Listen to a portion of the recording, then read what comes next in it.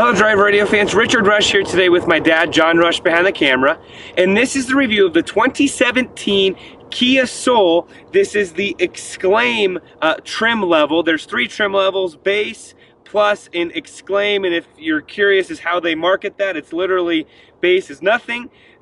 On the window sticker, I'm saying the plus literally has a plus sign, and the Exclaim has a exclamation point. So it's a little bit kind of explains how Kia is gearing the Soul. And what we mean by that is this is definitely geared towards my generation, the younger generation. Someone who's looking for a kind of all-encompassing fun car that's a cross between a wagon, a car, and an SUV, sort of a vehicle, which is what this is. So why don't we just jump right into it. We apologize about the mess. We've had about 6 inches of snow here a few days ago, so we're going to get right into the review, give you a walk around.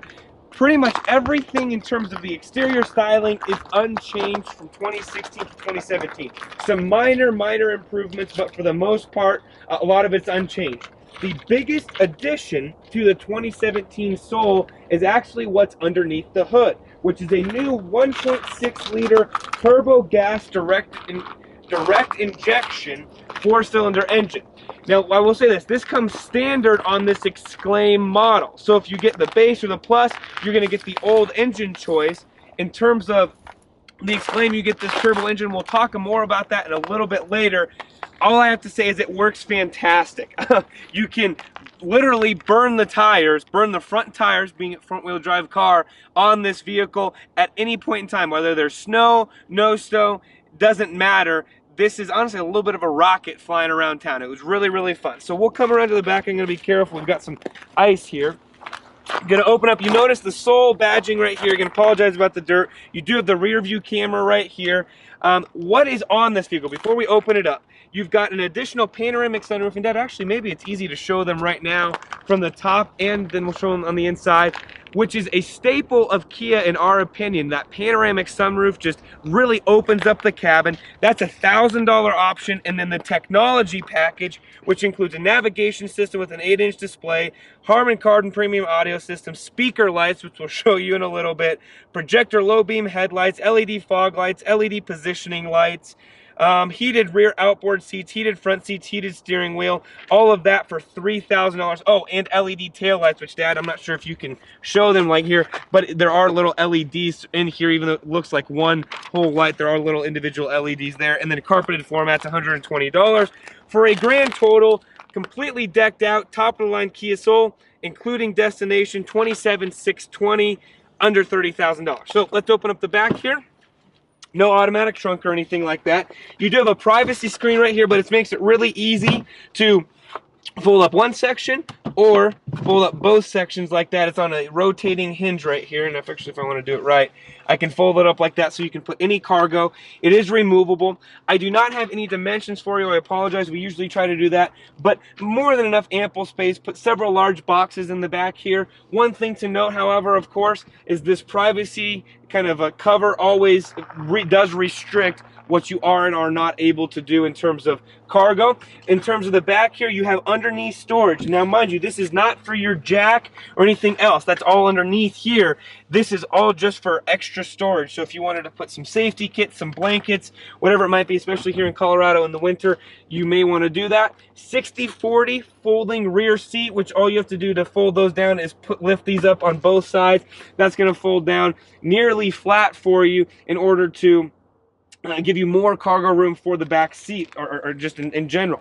Let's run around to this back side. I've got to be careful because of the ice. Oh, do it. Real quick, do want to note one thing. When you do lock the car, notice that the mirrors do fold in, which is a really nice feature on this car that you honestly are getting on more and more vehicles now. That was used to be reserved for the higher end of vehicles. All right, here in the back seat, the rear seat, 2017 Kia Soul. Want to show you the door apportionments first. Obviously a lot of plastic materials, but again, you're getting a $27,000 car. Here's your heated seats on the outboard right here. But other than that, you do have a few soft touch materials throughout, which is really nice. This seat is not an exit mode or anything like that, but is set for a 5'9", 5'10" driver. And as you can see, I have more than enough room, ample room back here, which is really nice. I've probably got, I would say, I don't know, 4 or 5 inches of leg room back here. You do have a USB power port down here. and you have cup holders in between here in the center console.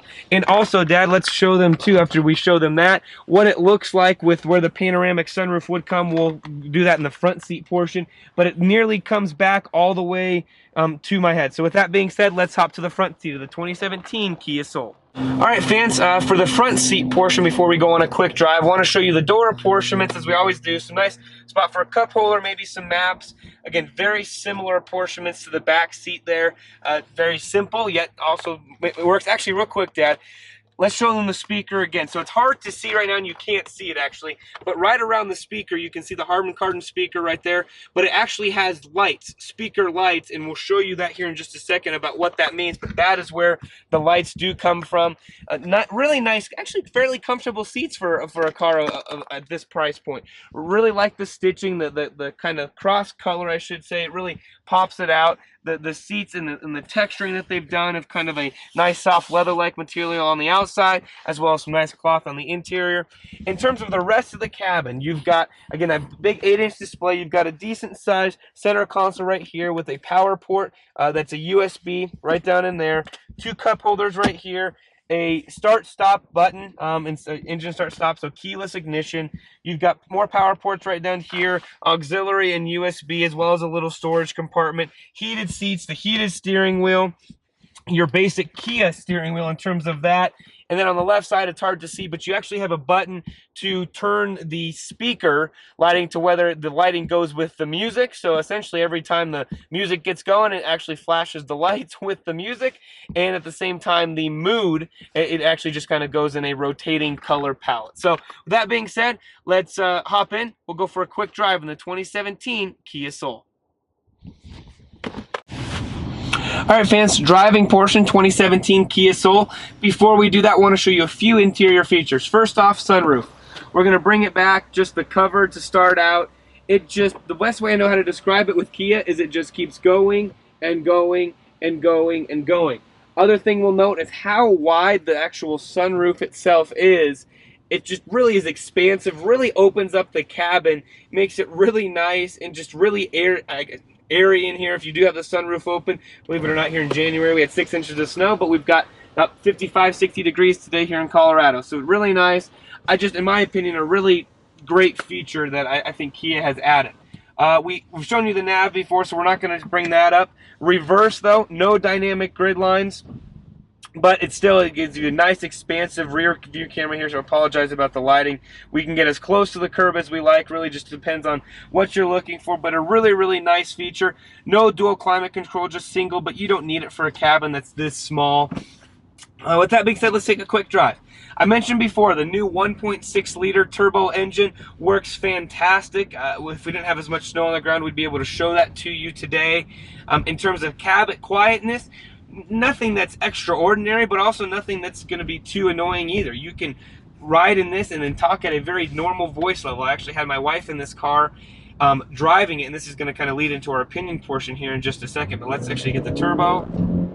Man, if you actually didn't feel that it spun the tires a little bit there, going about 25, and then we just put the pedal to the metal. So 7-speed, dual clutch transmission, I believe is what it said, Dad. Yep, 7-speed, 18-inch alloy wheels. Only thing I will say is the larger wheels make it a little bit noisier to drive in the grand scheme of things. So just one thing to note, in terms of drivability, handling, you got 2 different modes, just kind of a normal mode and then a sport mode that you can change right here.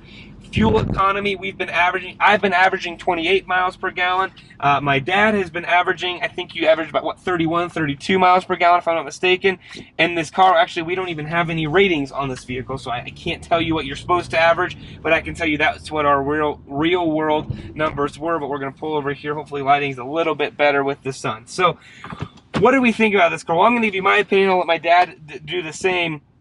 As I mentioned, my wife hopped in this car and she was like, again, what is this car? And it kind of seems to be the theme with Kia and Hyundai for her, and that is she really liked this car, how it drove, the price point. If you didn't want this technology package, the larger screen or the panoramic sunroof, you're going to be able to get this car for $22,000, basically $23,000, which is pretty incredible for you getting a brand new car. You get the Kia warranty, that 1.6 liter turbo engine, a lot of other features, and still, if you want to deck this car out to the point it is now, under $30,000 for a new car, incredibly hard to beat. I like it coming from the younger generation, like the technology package that Kia advertises, the heating seats, all of that fun stuff. Dad, what were your thoughts? Great car, runs well, fast, fun car in the snow. Probably not my car for my generation, but it was a fun car to drive. Absolutely. I think it worked really, really well. We were very happy with it. If you're interested in this vehicle, head to your local Kia dealer. Tell them that John and Richard Rush from Drive Radio sent you.